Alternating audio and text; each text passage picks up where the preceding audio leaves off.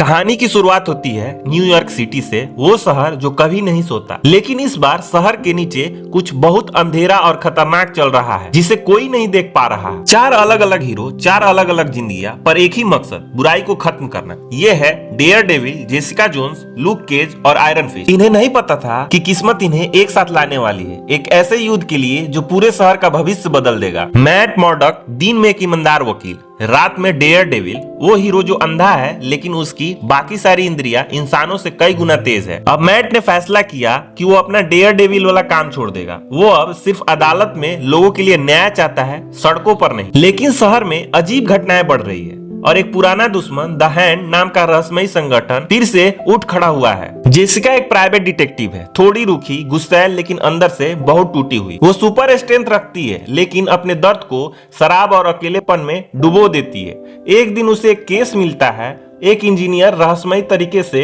गायब हो गया है। जब वो उसकी तलाशी में जाती है तो उसे कुछ ऐसा मिलता है जो द हैंड नाम के इस गुप्त संगठन से जुड़ा हुआ है। लूक हार्लेम का हीरो है जिसकी त्वचा कोई गोली नहीं भेज सकती।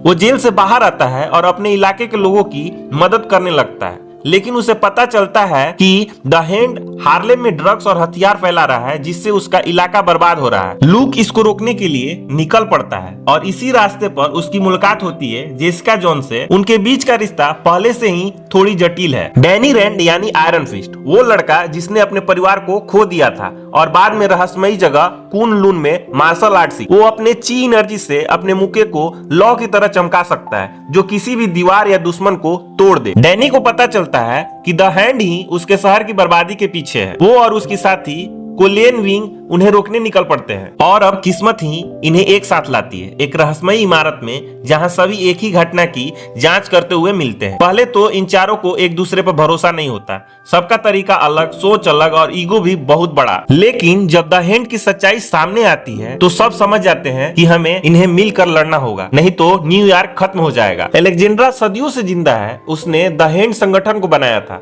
उसका मकसद है अमरता हासिल करना और न्यूयॉर्क के नीचे छुपे सब्सटेंस को निकालना, वो रहस्यमयी चीजें जिससे लोग दोबारा जिंदा हो सकते हैं। इस सब्सटेंस को निकालने के लिए वो पूरा शहर गिराने को तैयार है, लेकिन उसके साथ एक पुरानी जिंदा की गई योद्धा इलेक्टारा, जो कभी डेयरडेविल की मोहब्बत, अब वो ब्लैक स्काई बन चुकी है, एक बिना दया वाली हत्यारी। द डिफेंडर समझ जाते हैं कि ये युद्ध अब किसी एक इंसान या मोहल्ले का नहीं रहा।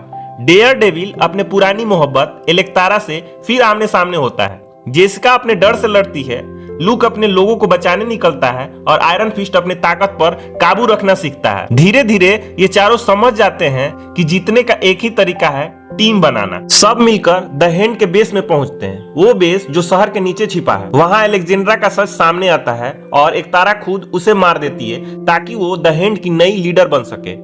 अब लड़ाई है इलेक्टारा और डेयरडेविल की बीच, प्रेम और विनाश के बीच। इधर जेसिका, लूक और डैनी मिलकर विस्फोटक सेट करते हैं ताकि पूरा बेस उड़ाया जा सके। डेयरडेविल इलेक्टारा को रोकने के लिए पीछे रह जाता है और दोनों मलबे के नीचे दब जाते हैं।